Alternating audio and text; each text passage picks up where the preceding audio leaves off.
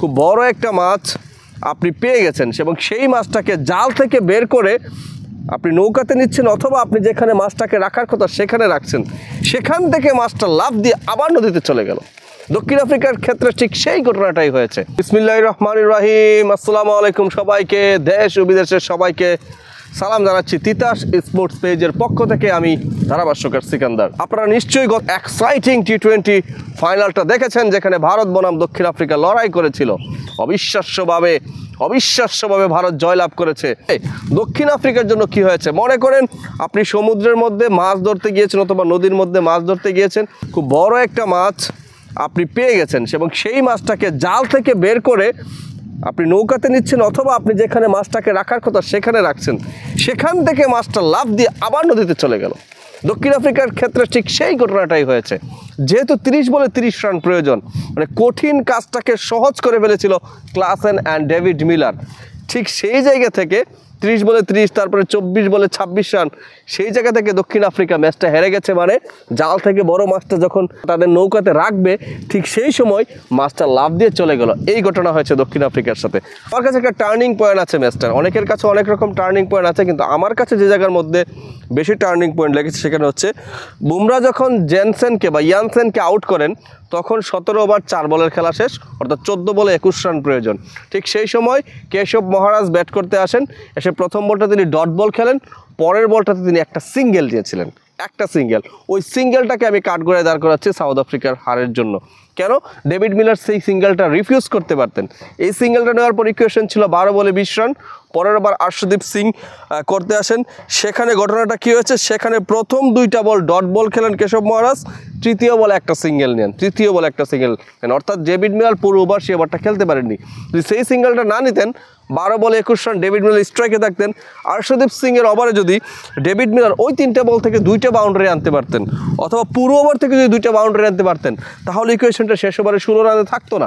শেষ ওভারে ইকুয়েশনটা 11 অথবা 10-এ চলে আসতো, যেটা অনেক ইজিয়ার হতো ডেভিড মিলারের জন্য। সেই জায়গায় ডেভিড মিলার একটা বড় ভুল করেছেন সেই সিঙ্গেলটাকে অ্যালাউ করে।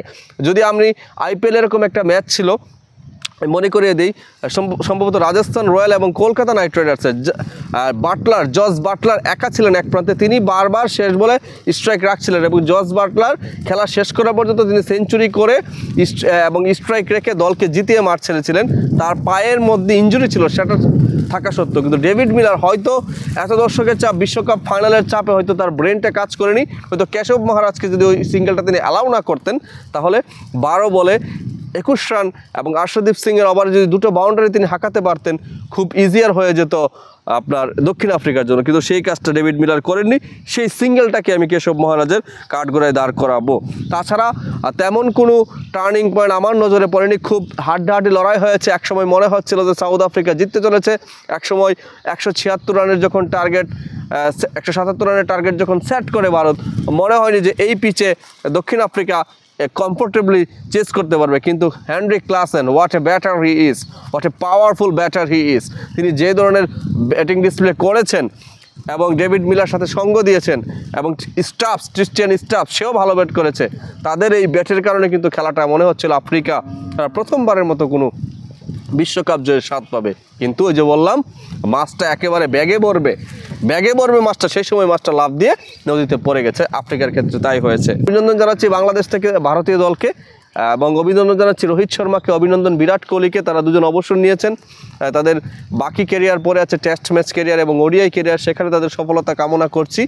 এবং দারুণ ক্রিকেট খেলেই ভারত চ্যাম্পিয়ন হয়েছে। হার্দিক পান্ডিয়া চাপটাকে সামনে রেখেছেন, যদিও প্রথম বলটা ফুলটস করেছেন সূর্যকুমার যাদবের এক্সিলেন্ট ক্যাচে। সেই ফুলটস বলটাও কস্টলি হয়নি, যেটা 6 হলে কিন্তু আরেকটু চাপে পড়তে পারতো ইন্ডিয়া। যাই হোক, যারা এই জমজমাট ফাইনাল খেলাটা দেখেছেন, উপভোগ করেছেন, as a cricket fan, as a neutral cricket fan, আমি খুব এনজয় করেছি খেলাটা, খুবই এনজয় করেছি। আমার কাছে খুবই ভালো লেগেছে ম্যাচটি। যদি আফ্রিকা জিততো তাও ভালো লাগতো, ভারত জেতাতে তাও ভালো লেগেছে, বিকজ একটা জমজমাট হাড্ডাহাড্ডি ফাইনাল হয়েছে, এক পেশে ফাইনাল হয়নি। এবং দুই দল দারুণ ক্রিকেট ম্যাচ উপহার দিয়েছে। যেমন যেই রকম ক্রিকেট ম্যাচ আমরা ক্রিকেট লাভার্সরা দেখতে চাই, সেরকম একটা ক্রিকেট ম্যাচ আফ্রিকা এবং ভারত উপহার দিয়েছে। অবশেষে ভারতের রোহিত শর্মার এবং বিরাট কোহলির জন্য এই ট্রফিটা ডিজার্ভ করতো।